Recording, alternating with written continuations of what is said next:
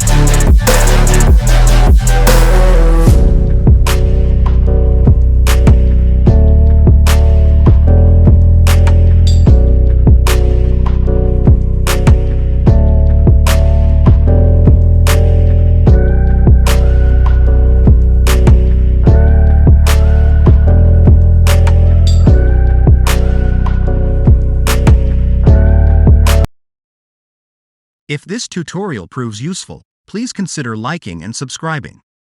Thank you for watching.